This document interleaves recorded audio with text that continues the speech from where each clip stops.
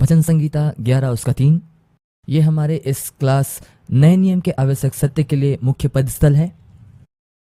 यदि नेवे ढा दी जाए तो धर्मी जन क्या कर सकता है। हालेलुया। पिता, हम तेरा धन्यवाद करते हैं, फिर से एक बार तेरा धन्यवाद करते हैं क्योंकि तू अपने आत्मा के साथ हमारे बीच में दिया। धन्यवाद, तू हर बातें हमें सिखाता है, हमें तैयार करता है। धन्यवाद, तू हमारे मन को जागृत करता है, यीशु के नाम से आमीन। पिछले क्लास में हमने देखा, आरंभ किया कि नए नियम की आवश्यक सच्चाइयाँ क्या है। मैं उन सारी बातों में आगे नहीं जाना चाहूँगा, पर मुख्य बातों को दोहराऊंगा और बस मस्तिष्क को तरोताज़ा करना चाहता हूँ। जो लोग अपने जीवन में रुकावट, समस्या और चुनौती जैसे बीमारी, दुर्बलता, विपत्ति, गरीबी का सामना करते हैं, तब यह जरूरी नहीं होता कि वे चंगाई या संपन्नता के विजय के बारे में क्या सोचते हैं, क्या विश्वास करते हैं, जो उनके गिरने का कारण को तय करता है।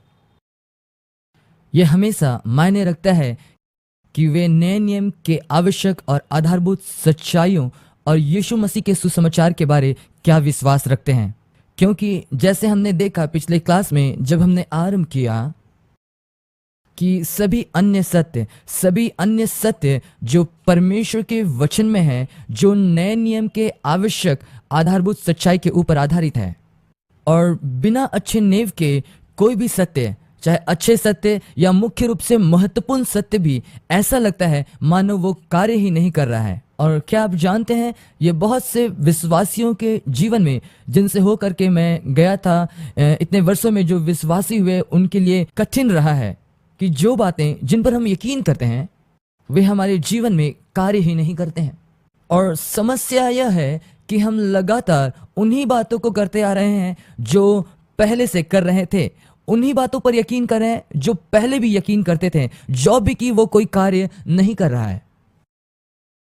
क्या आप जानते हैं, यही मूर्खता की परिभाषा है। क्या ये सही है? आमीन। सोचिए, यदि हम मेहनत करें और हर तरह से प्रयास करें तो ये कार्य करेगा। इसलिए मैं वास्तव में ये उम्मीद करता हूं कि, और आशा करता हूं कि इस क्लास में आपको अंततः एहसास करें कि हाँ, आपको कुछ बातों को अलग करने की जरूरत है और अपने जीवन से और उन आधारभूत सच्चाइयों की तरफ केंद्रित होना है। आमीन। अब पिछले क्लास में हमने देखा था, हम फिर से दूसरे पार्ट को देखेंगे। मैं फिर से एक बार दूसरे पार्ट में हूँ। हम इस पार्ट को बस खत्म करने ही वाले हैं। शायद लग रहा हो कि हम इस एक पार्ट में पीछे चल रहे हैं, लेकिन मत डरिए, हम जरूर इसे समाप्त करेंगे, क्योंकि मैं समझता हूँ यह हमारे लिए बेहद महत्वपूर्ण है। यह दूसरा पार्ट बेहद ही महत्वपूर्ण है। क्यों? कारण यह है कि विश्वास आधारित धार्मिकता हमारे जीवन का वो कोने का पत्थर है जो सारी आधारभूत सच्चाइयों को एक साथ थामे रखती है, जो हमारे नींव को मजबूत बनाता है, और हमारे नींव को मजबूत बनाता है जिस पर हम भरोसा कर सकते हैं और उस पर हम आश्रित हो सकते हैं हमारे जीवन में। जब पिछले बार हम लोग साथ में थे, हमने देखना आरंभ किया, और वो ये था कि धार्मिकता एक महत्वपूर्ण स्थान रखती है परमेश्वर के साथ हमारे संबंध में, और उसकी एक जटिल भूमिका है, और परमेश्वर के साथ संबंध में एक भाग है। कोई भी व्यक्ति परमेश्वर के साथ एक अर्थपूर्ण और अच्छा संबंध तब तक नहीं बना सकता जब तक हम धार्मिकता के उस मापदंड में या स्तर में ना हो जिसमें हम स्थिर हो। धार्मिकता में स्थिरता परमेश्वर के सम्मुख, ये आधारभूत सच्चाई हमें एक मजबूत आधार देती है, लेकिन ये सच्चाई है विश्वास द्वारा धार्मिकता। मैं सोचता हूं कर्म द्वारा धार्मिकता वो कोने का पत्थर है जो सबको थामे रखता है।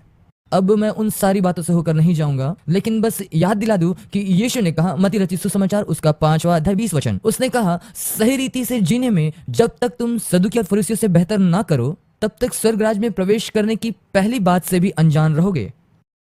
और यीशु ने ऐसा कहा। यदि हम इसे किंग जेम्स में देखेंगे, वहां ऐसा कहा गया है, यदि तुम्हारी धार्मिकता सदुकी और फरीसियों से बढ़कर ना हो तो तुम स्वर्ग राज्य में प्रवेश ना करने पाओगे। इसलिए क्या आप जानते हैं, सच्चाई जो मायने रखता है, यीशु ने कहा तुम्हारी धार्मिकता सदुकी और फरीसियों की धार्मिकता से बढ़कर हो। अब उनकी धार्मिकता कैसी थी? उनकी जो धार्मिकता थी वो सिर्फ व्यवस्था में जैसे अंकित है वैसे ही थी। और व्यवस्था की धार्मिकता की व्याख्या व्यवस्था का पालन करने के द्वारा है। और जब आप पालन नहीं कर पाते तब आपको उस भाग के लिए बलिदान चढ़ाना होता है। और वही एक तरीका उनके पास होता है जिसके द्वारा वो परमेश्वर के सामने खड़े होते। ये उनका अपना काम था, ये उनके अपने हाथ में था। परंतु पिछले सप्ताह हमने देखा, पिछले पार्ट में, एक व्यक्ति वो यीशु मसीह आया और वही हमारी धार्मिकता है। अब हमारे पास जो धार्मिकता है वो हमारे लिए पूरा किया गया है। यह बेहद महत्वपूर्ण है। अब हम यहाँ से अपने क्लास को आरंभ करेंगे। इब्रानी 10 का 11वें आयत से देखेंगे। नहीं, माफ कीजिएगा, 12 से 17 हमने देखा है, लेकिन मैं फिर से चाहता हूँ कि इसे हम लोग देखें। इब्रानी 10 उसका 12वें पद से 17वें पद तक। एम्प्लीफाइड बाइबल में ऐसा कहा गया है, जहां मसीह ने सारे पापों के लिए एक ही बलिदान चढ़ाकर और सारे पापों को हमेशा के लिए हटाकर परमेश्वर के दाहिने जा बैठा और उस दिन तक की बाट जोने लगा जब तक कि उसके शत्रु उसके पांव की चौकी ना बन जाए। सिर्फ एक ही बलिदान, मेरे साथ सब कहेंगे, सिर्फ एक ही बलिदान, सिर्फ एक ही बलिदान के द्वारा जो उन्हें पवित्र किए जाते हैं सर्वदा के लिए सिद्ध कर दिया, जो शुद्ध किए गए और पवित्र बनाए गए। अब हमने पिछले पार्ट में देखा कि जब मत्ती 5 में यीशु ने शिक्षा दिया और कहा, जब तक तुम्हारी धार्मिकता सदूकी और फरीसियों से बढ़कर ना हो, स्वर्ग के राज्य में प्रवेश ना करने पाओगे। स्वर्ग के राज्य में प्रवेश करने के बातों को जान भी ना पाओगे। और वो आगे सिखाता गया और वो आगे इसी प्रकार सिखाता गया और आप पाएंगे वहां पर आप पहाड़ी उपदेश, वो वास्तव में उन सारी भयानक और कठोर बातों से होकर गया। वो अन्य बातें जैसे अपने शत्रु से प्रेम करना, उनसे भलाई करना, जो आपसे घृणा करते हैं, और आप कलीसिया में ये सारी बातें सच्चाई के साथ सिखाई जाती है। यीशु ने कहा तुम्हें भी ये बातें करनी है। और यीशु यहाँ सिखा रहे कि एक मसीह जीवन कैसे जीना है और मूल रूप से क्या आ रहा है। सुनिए, सबसे कठिन बातों से सबसे आसान चीजों में आना। यदि आपकी धार्मिकता आपको बनाए और आप क्या पूरा करेंगे, आप इनमें कुछ भी कर सकते हैं, क्योंकि 48 पद में, मत्ती 5:48 में यह लिखा है, सिद्ध बनो जो भी कि तुम्हारा स्वर्गीय पिता भी सिद्ध है। व्यक्तिगत तौर से यदि यीशु और कहे कि जो कुछ मैंने तुम्हें सिखाया तुम उसमें से कुछ भी समझ नहीं पाए, तो वो कहेगा इसे समझ लो। मैं एक ही वाक्य में कहूंगा, सिद्ध बनो जो भी कि तुम्हारा स्वर्गीय पिता भी सिद्ध है। क्यों? ठीक है, परमेश्वर का एक स्तर मापदंड है और उनका मानक हमेशा से सिद्धता रहा है। और उत्पत्ति 17 अध्याय से ही हम इस बात को देखते हैं, जब वो अब्राहम के पास आया और कहा कि अब्राहम के साथ वाचा बांधूंगा। वो अब्राहम से कहता है, अब्राहम मैं तुम्हारे साथ वाचा बांधूंगा, लेकिन एक काम तुम्हें करना है, सिद्ध बनो। पूरे बाइबल में हम देखते हैं ये परमेश्वर का मानक स्तर है। यहां इब्रानी में हम पाते हैं, इब्रानी का लेखक कहता है, परमेश्वर का धन्यवाद हो कि यीशु आया और उस कार्य को किया जो आवश्यक था ताकि आप सिद्ध घोषित हो परमेश्वर के साथ उस संबंध में। यह बात अद्भुत है। जब हम इसे उस दृष्टिकोण से समझ जाएंगे, हमने अपने पिछले पार्ट में देखा, प्रेरित 13 में, वो सुसमाचार जो पौलुस ने प्रचार किया, उसने उस सुसमाचार का प्रचार किया कि जो धार्मिकता हमें परमेश्वर के सम्मुख सही रीति से खड़े होने का सामर्थ्य देती है, वो मूसा की व्यवस्था नहीं दे सकती। और मेरे साथ आप निकालें रोमी 1 अध्याय 15 पद।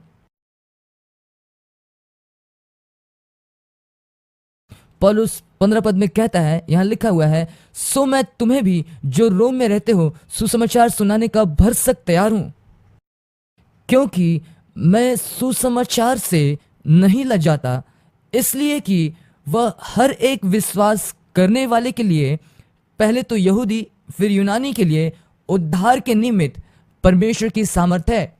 और ये हर एक विश्वास करने वालों के लिए, उनके उद्धार के लिए ये परमेश्वर की एक बहुत ही बड़ी सामर्थ है। और 17 वचन, सुसमाचार में, मेरे साथ कहें सुसमाचार में, इसका मतलब सुसमाचार के संदेश में, सुसमाचार के प्रचार के संदेश में वो कहता है क्योंकि उसमें परमेश्वर की धार्मिकता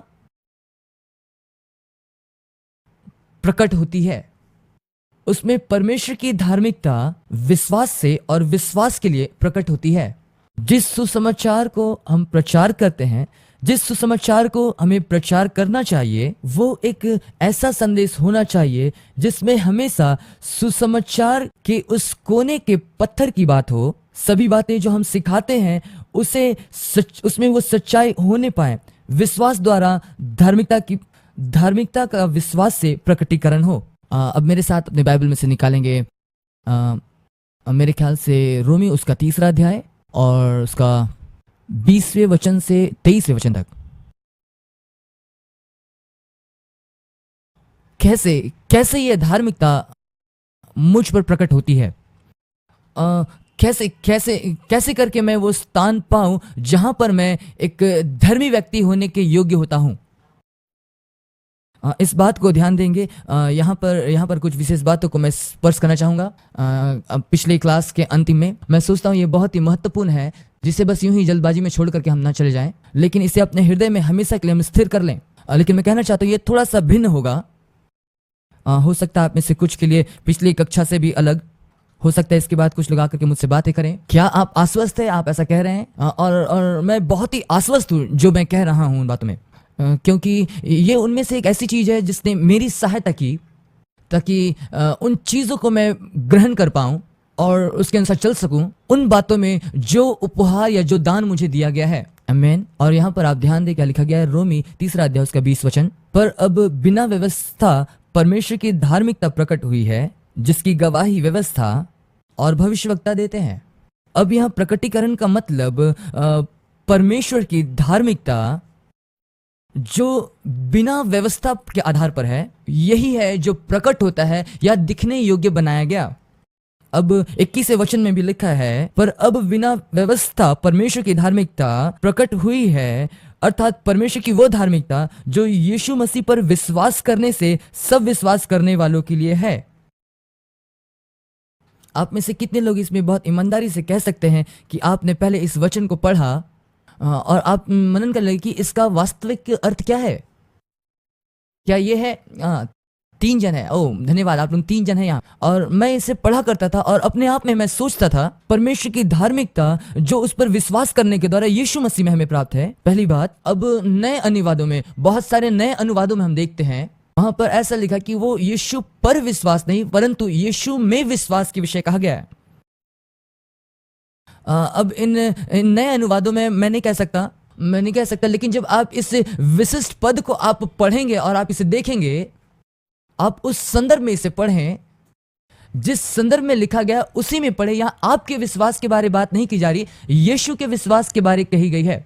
आप में से कितने लोग यकीन करते हैं कि यीशु विश्वास करता था?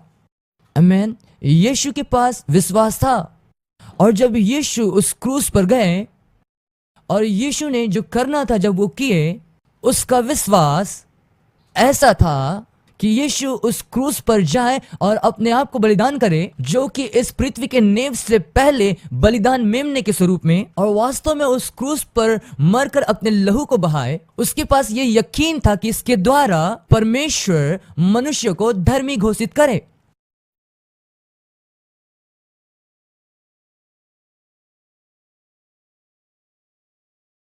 और अब मैं जानता हूं हमें से बहुतों के लिए हमारी पृष्ठभूमि के कारण और हम कहां से आते हैं और हमें क्या बातें सिखाई गई हैं, इसकी वजह से हमें समझने में परेशानी होती है कि यीशु ने पूरे मानव जाति के लिए उस उद्धार के कार्य को पूरा किया। धन्यवाद आपके एक उत्साहजनक आमीन के लिए। उसने किया। जी हां, यदि यीशु सारे मानव जाति के लिए इस कार्य को पूरा नहीं करते, यदि 2000 साल पहले ये नहीं किए होते, तो उन्होंने किसी के लिए भी कुछ नहीं किया। धन्यवाद, मुझे लग रहा है कि मैं आपको समझा पा रहा हूं। और मैं समझता हूं हमें से ये संदेश बहुतों के लिए बस एक थियोलॉजी के रूप में है, क्योंकि पिछले समय में जो बातें हमें सिखाई गई उस वजह से लेकिन मैं आपसे कहना चाहूंगा, क्योंकि आप इसे ध्यान से सुने, क्योंकि जो मैं कहने जा रहा हूं ये मेरे लिए बहुत उत्साहजनक बात होगी जब आप समझ जाएंगे कि परमेश्वर ने सारे मानव जाति के कश्मकश का उत्तर इस पृथ्वी के नेव रचने से पहले ही सारे मानव जाति के लिए पूरा कर दिया। एक ही बलिदान, इब्रानी में कहा गया है, एक ही बलिदान एक ही बार में हम सब के लिए हमेशा के लिए दी गई है, अनंतता के लिए। इसका मतलब यदि हम सोचते हैं कि सिर्फ परमेश्वर ने हमें धर्मी ठहराया है, जिस क्षण आप यीशु पर यकीन करते हैं, क्या इसका मतलब यह है कि यीशु फिर से और आपके लिए बलिदान हो? तो परमेश्वर क्या करेगा? वो सारे मानव जाति को मसीह में रखा और सारी बातों को मसीह ने पूर्ण किया। ये सारे मनुष्यों के लिए पूरा हुआ।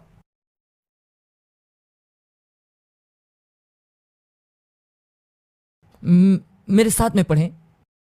और परमेश्वर की धार्मिकता जो मसीह यीशु के द्वारा हम में है, सबों के लिए, कहिए मेरे साथ, सबके लिए। किन सबके लिए? कुछ लोग जान रहे क्या कहना है, लेकिन इसके बावजूद भी नहीं कह रहे हैं। आइए चलिए, और मैं पढ़ रहा हूं, आप मेरे साथ इसे फिर से पढ़ें। जो भी कि परमेश्वर की धार्मिकता जो कि यीशु के विश्वास के द्वारा सबों में का मतलब क्या? सभी लोग में, सभी लोग में। और आरंभ में आदम के जीवन में, और इस पृथ्वी पर जन्म लेने वाला आखिरी व्यक्ति तक। और ये धार्मिकता सबों के लिए है। और तब ऐसा कहा गया है उन सबों पर जो विश्वास करते हैं। और मैं इसे पसंद करता हूं जब मैंने इसे क्षेत्रीय भाषा में देखा, और इसके लिए मेरा अनुवाद इस प्रकार से होगा।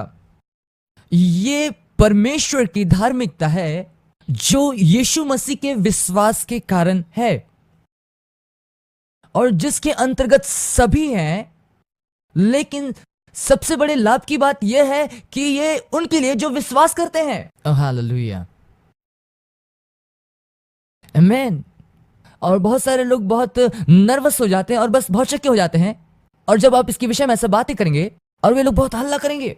ये हर एक व्यक्ति की सच्चाई है, लेकिन ये सबसे बड़ी और महान फायदे की बात यह है कि जो यकीन करेंगे उसके लिए।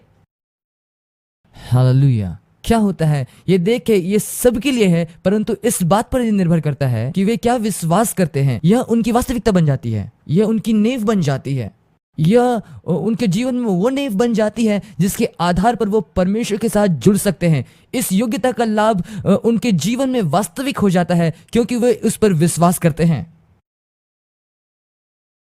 हालेलुया, ये अद्भुत है। दुर्भाग्यवश देखिए हमने कलीसिया में क्या किया है। यदि हम इसे ना समझे तो हम देखते हैं कलीसिया के एक बड़े क्षेत्र में इस प्रकार की मानसिकता है जहां पर लोग तेरा मेरा वाला मानसिकता में हैं। हम देखते हैं मेरा, जो कोई मेरा है वो आ सकते हैं, और बाकी जो मेरा नहीं है वो बाहर जाएं। परमेश्वर ने मसीह में क्या किया? सभी को एक कर दिया।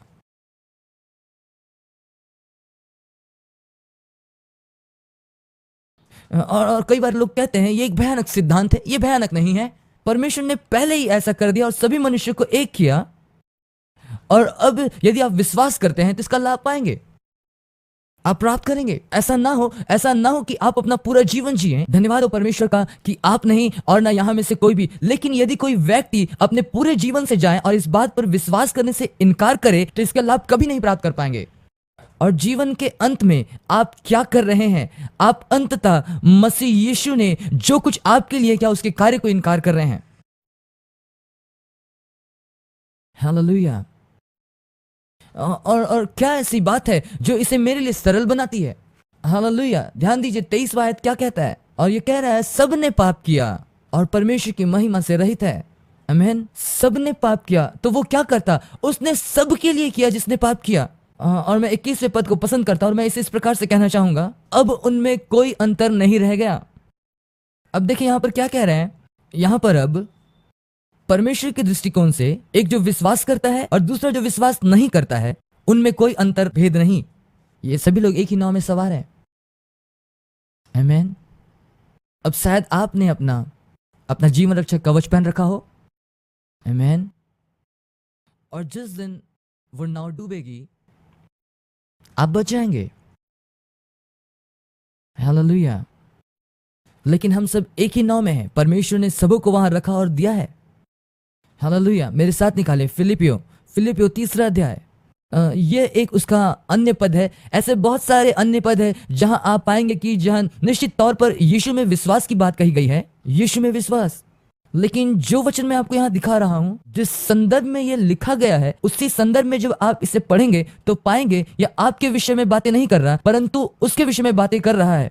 फिलिपियो 3 अध्याय उसका 8 वचन कहता है, हम लोग किंग जेम्स अनुवाद में देखेंगे, वरन मैं अपने प्रभु मसीह यीशु की पहचान की उत्तमता के कारण सब बातों को हानि समझता हूं, जिसके कारण मैंने सब वस्तुओं की हानि उठाई और उन्हें कूड़ा समझा, जिससे मैं मसीह को प्राप्त करूं और उसमें पाया जाऊं, ना कि उस धार्मिकता के साथ। अब आप यहां पर ध्यान दें, इस बात को पौलुस कैसे लिख रहा है। वो कहता है, मैं मसीह में पाया जाना चाहता हूं, बिना अपने किसी योग्यता, बिना अपनी धार्मिकता, बिना अपने बलबूते पर प्राप्त योग्यता के, जो व्यवस्था के अनुसार है, पर वह जो यीशु के विश्वास के द्वारा है, धार्मिकता जो परमेश्वर की है विश्वास के द्वारा। हालेलुया। क्या आप इस बात को देख पा रहे हैं? अब इस बात को ध्यान दें। मैं यहां पर आपको एक बात दिखाना चाहता हूं कि यीशु के पास विश्वास था, जिसके वजह से उस क्रूस पर उसे वो पूरा कर सका।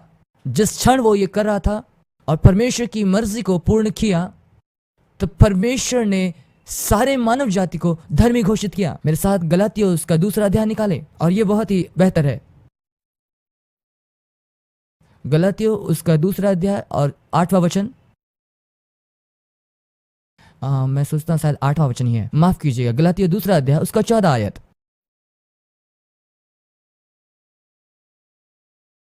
अब ये वो जगह है जहां वो कह रहा है एक विषय पर पतरस के साथ, क्योंकि जब पतरस गलातियों में उसके साथ था, नहीं वो गलातियों में नहीं, लेकिन उस घटना को लिख रहा है जब वो पतरस के साथ था।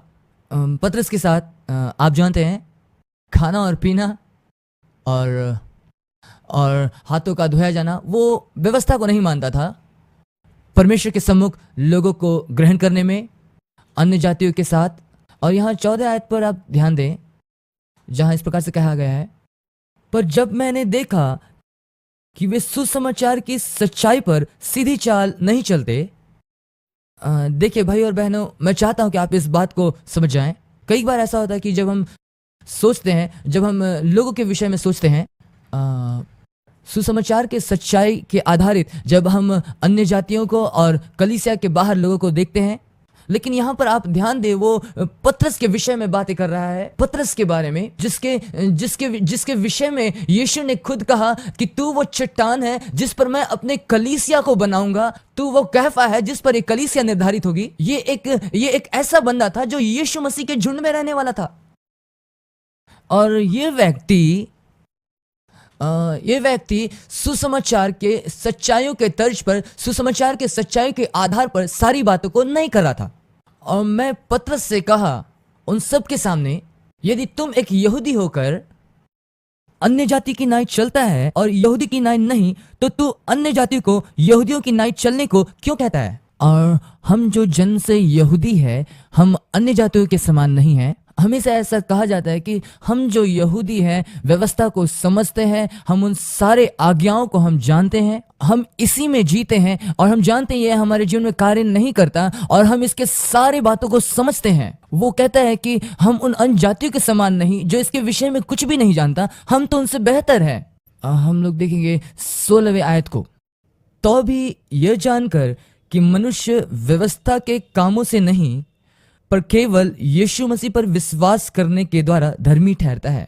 जो भी कि हमने यीशु में विश्वास किया, यहां पर हम देखेंगे वो संबंध है। यहां पर ध्यान देंगे संबंध पर। क्योंकि मैं यहाँ पर देख पा रहा हूँ कुछ लोग थोड़ा सा परेशान सा लग रहे हैं। यहाँ संबंध को देखेंगे और संबंध ये है कि मैं यीशु मसीह के विश्वास के द्वारा धर्मी ठहराया गया और यीशु मसीह के पूरा किए गए कार्य के द्वारा, लेकिन मैं यीशु मसीह पर विश्वास करता हूँ। मैं विश्वास करता हूँ उसने जो कुछ भी किया उन बातों पर, और जो कुछ भी उसने किया उसे मैं ग्रहण करता हूँ और यही मेरा उस पर विश्वास है। तब वहां पर इस प्रकार से कहा गया है कि हम उसके विश्वास के द्वारा धर्मी ठहराए गए और व्यवस्था के कामों के अनुसार नहीं, क्योंकि व्यवस्था के कामों से किसी का उद्धार नहीं हो सकता, लेकिन उसके विश्वास के द्वारा हमारा उद्धार हुआ। और क्या आप उस वचन को जानते हैं जहां लिखा गया है कि व्यवस्था के कामों से किसी का उद्धार नहीं हो सकता? इसका ये कतई मतलब नहीं कि हम व्यवस्था को पूरा नहीं कर सकते, इस वजह से हम धर्मी नहीं ठहराए जाएंगे। इसका मतलब यह है कि यदि आप 100% व्यवस्था का पालन कर भी दें,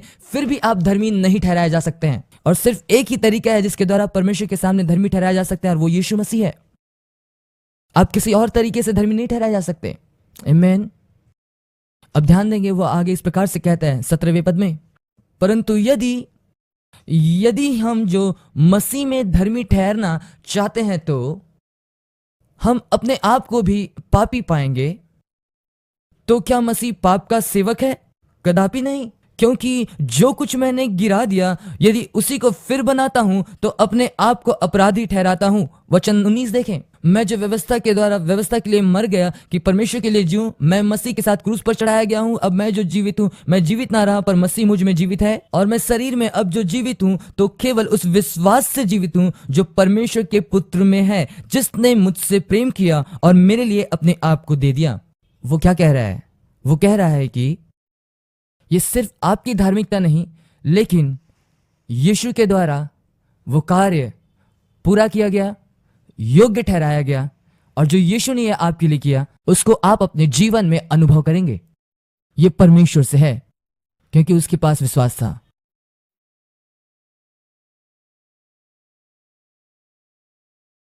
और मैं भी इसे इस प्रकार से कहना चाहूंगा, जिस चंगाई की आप अपेक्षा करते हैं उसके लिए यीशु विश्वास योग्य है।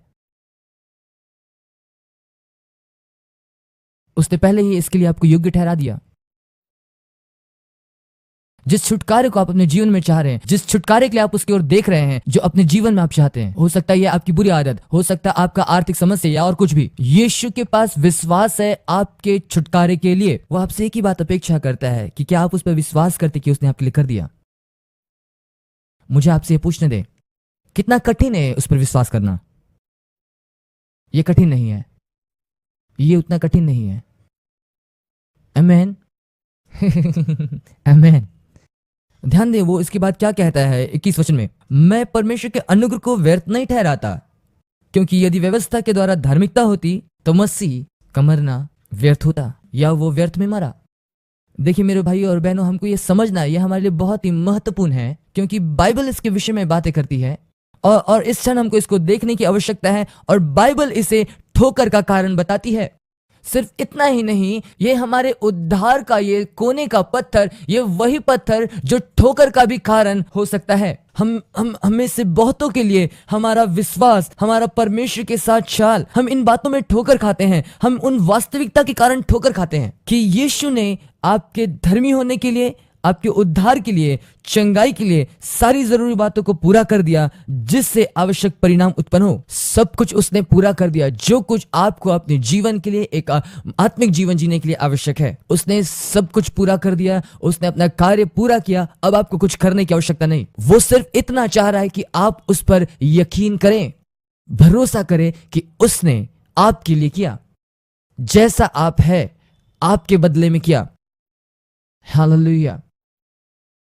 और तब हम एक देखते हैं, समस्या यह है कि हम उन बातों में ठोकर खाते हैं। हम हर समय इन बातों में आकर रुक जाते हैं। क्यों? क्या कारण है? इसका कारण यह है कि हम कई बार इन बातों पर यकीन नहीं करते। और आप जानते हैं रोमी 4 उसका 3 आयत, और ये इस बात के विषय में बातें करता है कि अब्राहम परमेश्वर पर यकीन करता था और ये उसके लेखे में धर्म गिना गया। और परमेश्वर जो चीजें है ही नहीं उनका नाम ऐसा लेता है मानो वो है। आमीन। रोमी 4 उसका 17 इस प्रकार से कहता है कि उसने हमें धर्मी ठहराया। क्यों? क्योंकि आप जानते हैं परमेश्वर जो चीजें है ही नहीं उसका नाम ऐसा लेता है मानो वो है। क्या आप जानते हैं क्यों? पुराने वाचा में जब अब्राहम ने परमेश्वर पर भरोसा रखा, परमेश्वर ने उसे धर्मी घोषित किया, जो भी कि वो नहीं था। Oh hallelujah. नई वाचा के अंतर्गत परमेश्वर ने आपको धर्मी घोषित किया क्योंकि वास्तविकता में आप धर्मी हैं।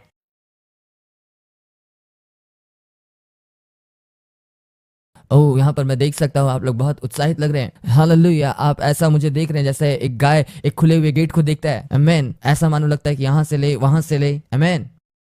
देखिए इसकी जो वास्तविकता है वो हम देखते हैं रोमी 10 में दूसरा वचन कहता है, ये मेरी मन की अभिलाषा है और उसके लिए मैं परमेश्वर से प्रार्थना करता रहता हूँ। कैसे कैसे हम इन चीजों को अपने जीवन में हासिल कर सकते हैं? वो कहता है, सुनिए, मैं प्रार्थना करता हूँ, मैं इजराइल के लिए प्रार्थना करता हूँ, निश्चय इसके द्वारा उद्धार पाए। और मैंने उनमें देखा कि उनके अंदर तो वो उत्साह है लेकिन ज्ञान के अनुसार नहीं।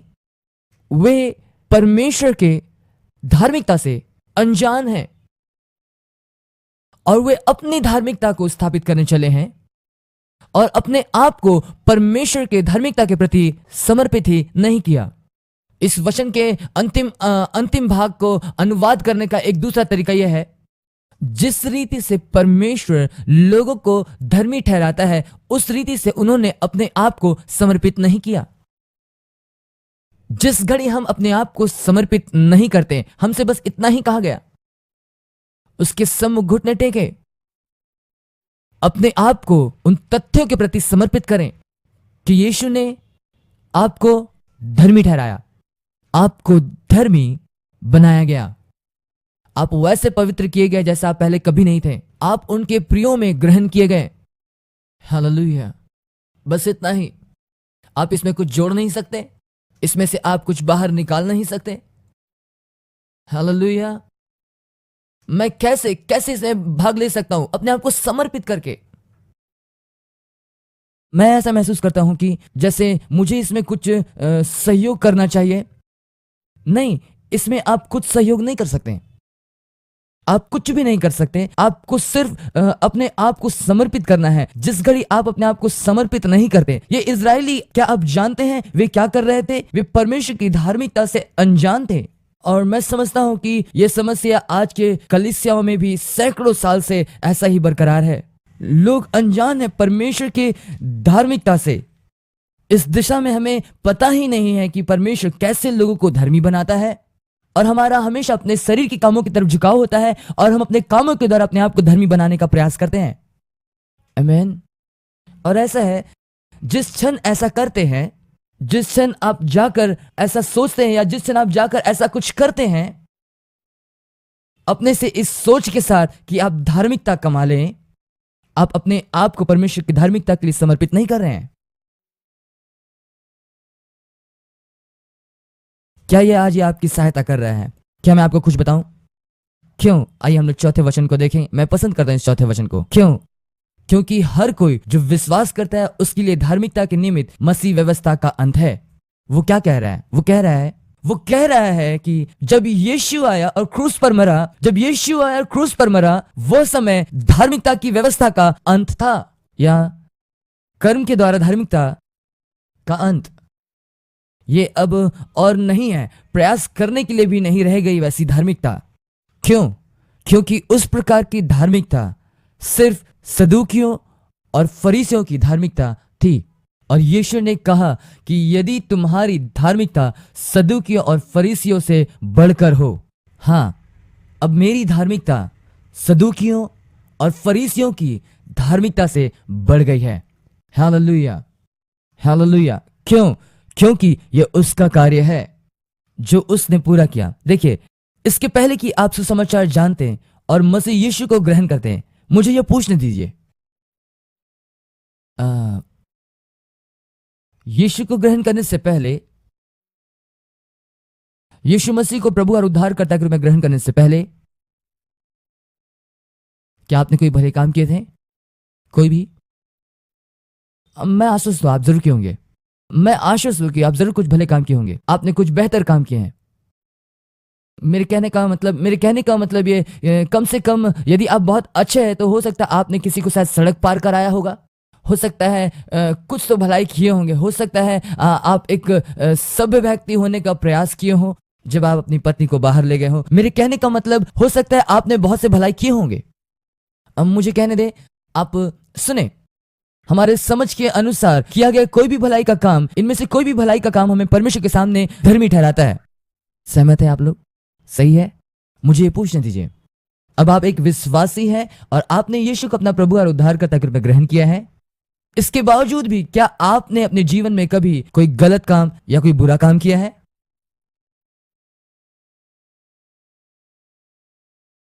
मैं हर तरह से आत्मिक होने का प्रयास नहीं कर रहा हूं, लेकिन मेरे कहने का मतलब यह है, मैं अपने दोनों हाथ उठा सकता हूं। मतलब मैंने बेवकूफा की है, जो भी कि मैं उधार पाया हूं। कई कई कई बार ऐसा हो सकता है, शायद मैंने ये अनजाने में किया हो। ये सही है। नहीं नहीं, ऐसा नहीं है। देखिए, हम सभी कुछ ऐसा करते हैं, हम सभी गिरते हैं, हम सभी कई बार पाप कर जाते हैं। हम नहीं चाहते हैं ऐसा करना, पर यह हो जाता है और हम इससे निकलना चाहते हैं। शायद हमने कुछ गलत बोला होगा, कुछ गलत विचार किया होगा जो हमको नहीं करना चाहिए था, और ऐसी बहुत सारी बातें। अब ये देखिए, यदि यदि हमारे भलाई के काम हमें मसीह के सामने धर्मी नहीं ठहराते हैं, और अब आप जब उद्धार पा चुके हैं, आपके बुरे काम आपको अधर्मी नहीं बना सकते, क्योंकि किसी के पास आपके साथ करने को कुछ नहीं है। हम्म। और यह वही बात है जिसमें हम लोग कई बार रुक जाते हैं। यही विश्वास आधारित धार्मिकता की वास्तविकता है। इन्हीं बातों में हम अक्सर ठोकर खाते जाते हैं, क्योंकि किसी प्रकार से, क्योंकि जिस संसार में हम रह रहे हैं, जिस समाज में हम पले बढ़े हैं, और जो कुछ भी है, हमें यही सिखाया गया है कि यदि हम भले होंगे तो भलाई पाएंगे, यदि आप बुरे होंगे आपके साथ बुरा होगा। हम ऐसे ही सिखाए गए हैं। जिस क्षण मुझे ध्यान से सुनिएगा, मैं आपको कुछ बातें बताऊं। जिस दुनिया में हम रह रहे हैं, जिस समाज में हम जी रहे हैं, वहां यही 100% सही है। मेरे कहने का मतलब है, यदि आप यहाँ से बाहर जाओ और किसी दुकान में आप डकैती करें, और हो सकता है, मान लीजिए आप तुरंत पकड़े ना भी जाएं, लेकिन जब आप पकड़े जाएंगे तो आपको उसका परिणाम से होकर गुजरना होगा। लेकिन जब ये बात परमेश्वर के साथ आपके संबंध में आएगा, आप इसी आधार पर इसे प्राप्त नहीं कर पाएंगे, क्योंकि ये आपके कामों पर आधारित नहीं है, ये आपके कार्यशैली पर आधारित नहीं है, यह उसके कार्य पर आधारित है। हालेलुया, आमीन। यह एक अच्छी बात है, मैं भी इससे आशीषित हुआ। आमीन। रोमियो की पत्री उसका 9 अध्याय 30 वचन कहता है, सो हम क्या कहें? यह कि अन्य जातियों ने जो धार्मिकता की खोज नहीं करते थे, धार्मिकता प्राप्त की, अर्थात उस धार्मिकता को जो विश्वास से है। परंतु इजरायली जो धर्म की व्यवस्था की खोज करते हुए उस व्यवस्था तक नहीं पहुंचे। क्यों नहीं पहुंचे? क्योंकि वे विश्वास से नहीं, परंतु मानो कर्मों से उसकी खोज करते थे। उन्होंने उस ठोकर के पत्थर पर ठोकर खाई, जैसा यहां लिखा गया है। अब याद करें, हमने समान वचन और पद पढ़े, ठीक है? और आगे कहता है, देखो मैंने सियोन में एक ठेस लगने का पत्थर और ठोकर खाने की चट्टान रखता हूं, और जो कोई इस पर विश्वास करेगा वो कभी लज्जित ना होगा। फिर से वही समान बात। हम सोचते हैं यह वचन यीशु के बारे में बात कर रही है, एक व्यक्ति विशेष के विषय में। एक हद तक यह सही भी है, लेकिन मैं समझता हूं इससे कहीं बढ़कर यह वो सच्चाई है जो उसने पूरा किया, और आधारभूत सिद्धांत का वो कोने का पत्थर या सिरे का पत्थर रखा, जो हमारा विश्वास आधारित धार्मिकता है। अब आपके नोट्स का जो अगला बिंदु है वो है पश्चाताप। अपनी गलतियों को बदल डालें। हमें क्या करने की आवश्यकता है? यह जो हमें दिया गया है उसमें हमें बस यही करने की आवश्यकता है कि वो यह है कि पश्चाताप का जो शाब्दिक अर्थ है वो यह कि अपने सोच को बदलना, अपने विचार या मन को बदलना है। रोमियो की पत्री उसका 12 अध्याय उसका 1 वचन से 2 वचन तक। क्या कहता हूँ कि NIV अनुवाद में एंड्रू क्या कहता है इसे? The nearly inspired version, not inspired version. अच्छा, नॉट इंस्पायर्ड वर्जन। इसलिए हे भाइयों, मैं तुम्हें परमेश्वर के दया स्मरण दिलाकर विनती करता हूं कि अपने शरीरों को जीवित, पवित्र और परमेश्वर को भावता हुआ बलिदान करके चढ़ाओ। यही तुम्हारी आत्मिक सेवा है। किसी भी रीति से इस संसार के सदृश से ना बनो, वरन तुम्हारे मन के नए हो जाने से तुम्हारा चाल चलन भी बदलता जाए। और क्या आप जानते हैं, यहाँ यहाँ जो ये शब्द आया है बदलना, इसका एक गहरा अर्थ है, मतलब है अंदर से बाहर की ओर बदलना। हम धर्मी बनाए गए हैं और यह आपके जीवन में आपकी वास्तविकता का सच्चाई है। क्या आप जानते हैं, आपका आत्मिक व्यक्तित्व ही सही मायने में आप हैं और वही आप हैं। आमीन। मैंने कहा, यह वचन क्या कहता है कि मैं भीतर से कैसे सत्य बनूं ताकि इसका प्रकटीकरण बाहर हो। मैं कैसे ऐसे कर सकता हूं? यह कैसे होगा? अपने मन को नया करते हुए, अपने मन को इन सच्चाइयों से नया करते हुए, अपने सोचों को बदलते हुए, चीजों के प्रति अपने दृष्टिकोण को बदलते हुए, वो स्वतः ही मेरे मन की गहराई में, मेरे अस्तित्व में विश्वास करने का तरीका बदल जाएगा। और जब मैं ऐसा करूंगा तब जो बातें मेरे अंदर पहले से है प्रकट होगा और मेरा आंतरिक जीवन का बाहरी प्रकटीकरण होगा। और तब वहां पर एक स्वतः ही एक बदलाव आएगा और तब आपके जीवन के सत्य का स्वतः एक बदलाव क्रिया प्रतिक्रिया के रूप में आपके अंदर होगा। तब आपकी वास्तविक छवि का प्रकटीकरण बाहर होगा। हालेलुया, आमीन। रोमियो 8 अध्याय उसका 6 वचन, शरीर पर मन लगाना तो मृत्यु है। इसका मतलब यदि हम जो कुछ भी करते हैं और उसका बाहरी प्रकटीकरण और उसका बाहरी प्रकटन में हम जो कुछ भी करते हैं और यही सोचते हैं कि हम वास्तव में यही हैं, तो इन सारी बातों का मतलब हम बस शारीरिक हैं। और आगे कहता है, इसे मैं पसंद करता हूं, ऐसा लिखा गया है, परंतु आत्मा में मन लगाना जीवन और शांति है। तो हम देखेंगे कि आत्मा में मन लगाना क्या है। देखिए, बहुत से मसीही लोग आत्मा में मन लगाने का मतलब समझते हैं अजीब होना। क्या आप जानते हैं, जब आप बहुत आत्मिक होते हैं, हम बहुत अजीब होते हैं, तो कोई हमारे पास नहीं आ पाता। ऐसा कहता है, सुनिए, यदि आप आत्मा के उन बातों पर मन लगाएंगे जो सत्य है, कहता है वो जीवन और शांति लेकर आता है। आमीन। इसलिए जब इस क्लास के अंत में हम आ गए हैं तो इस क्षण मुझे कहने दीजिए, हमारे लिए सबसे महत्वपूर्ण बात एक विश्वासी के लिए यह है कि उस कोने के सिरे के पत्थर को सही स्थान में रखे। उन सभी बातों में जो आप करें, जो कुछ भी आप विश्वास करते हैं, उन सभी बातों में जो आप देखते हैं, आपके जीवन के हर पहलू में, आपके जीवन के हर अनुभव में, हर घड़ी जब आप बाइबल पढ़ें, जब कभी आप परमेश्वर के वचन को अध्ययन करें, जब कभी आप प्रार्थना करें, जब कभी आप किसी के लिए प्रार्थना करने को जाएं, तब उस कोने के पत्थर को सही स्थान में रखें। क्यों? क्योंकि इस घड़ी में आपको बता रहा हूं, इस दुनिया में बाइबल हमें बताती है हमारा एक शत्रु है।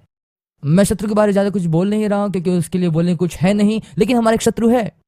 और वो क्या करेगा? वो कहीं और आक्रमण आपके जीवन में नहीं करेगा, लेकिन वो सीधे उस कोने के पत्थर पर आक्रमण करेगा। और यदि वो आपको मना ले कि आप धर्मी नहीं है, तब सारा नहीं ढह जाएगा।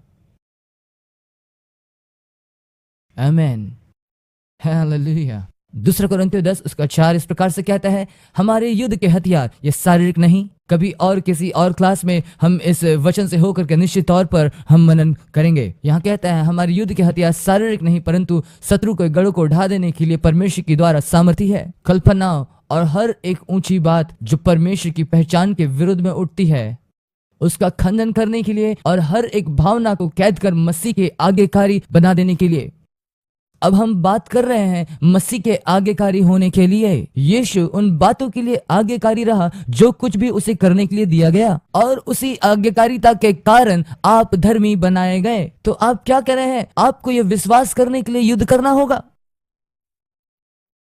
और एक दिन मुझसे आकर के मिले, बृहस्पतिवार की क्लास के बाद एक जन आकर के मुझसे मुलाकात किए, और वे यहाँ हमारे क्लास के विद्यार्थी नहीं, यहाँ बस विजिट के लिए वे आए थे। और वो मेरे पास आए और सही रीति से उसने इस बात को कहा, जो बातें मैं कह रहा था उन बातों का उसने महत्व दिया। और वो कहती है कि कैसे मैं इन बातों पर केंद्रित रहूं, क्योंकि इन बातों से भटक जाना बहुत ही आसान है। और आप जानते हैं, ये बहुत ही दुखद बात है।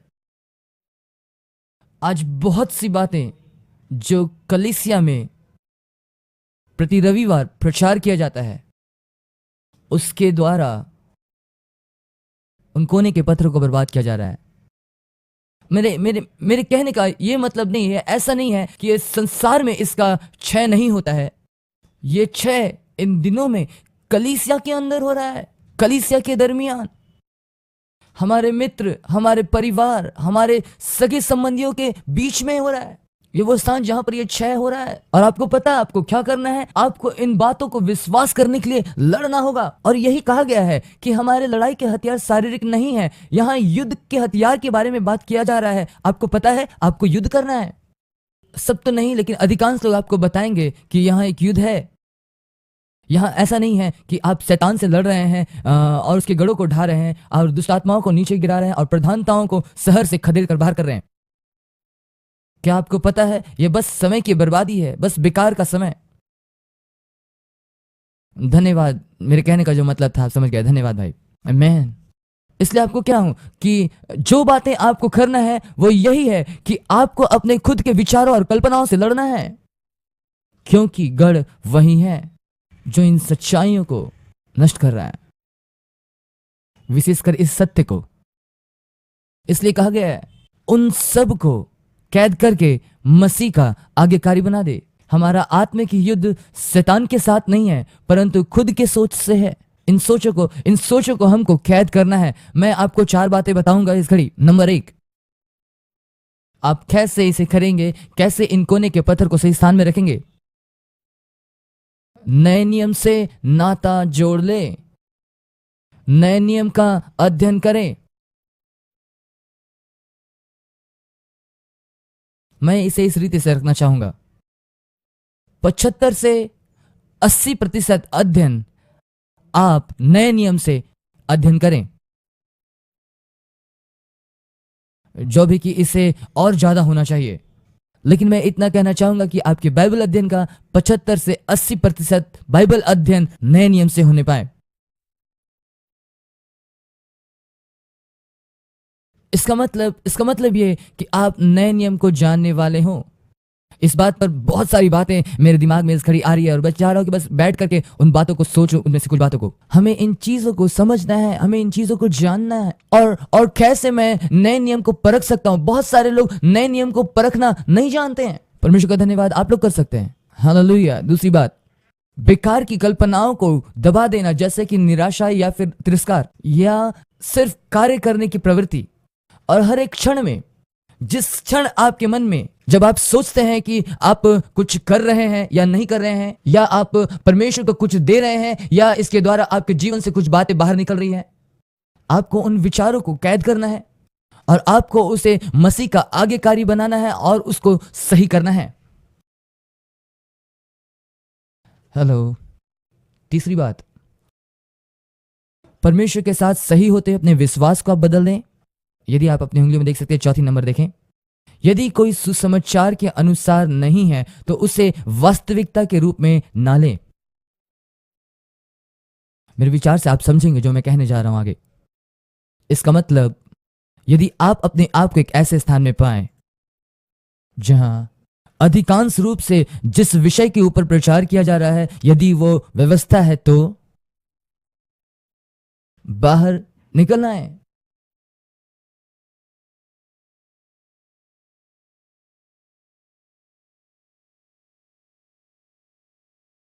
मैं पूरी रीति से संबंध को समझ गया। मुझे कुछ बातें आपको बताने दें। थोड़ा सा खमीर पूरे गूथे हुए आटे को खमीर कर देगा। अब जानते हैं मेरे पास बहुत सारी शिक्षाएं हैं। आप मेरे वेबसाइट में जा सकते हैं www.kingdomlifeministry.com और ये कहलाता है खमीर से सावधान रहो, आत्मिक HIV से। नहीं, मैं आपको बता रहा हूं, ये बहुत ही बुरा है। एक थोड़ा सा खमीर वो पूरे आटे को खमीर कर देगा। ओह, मैं और संभाल नहीं सकता इस घड़ी।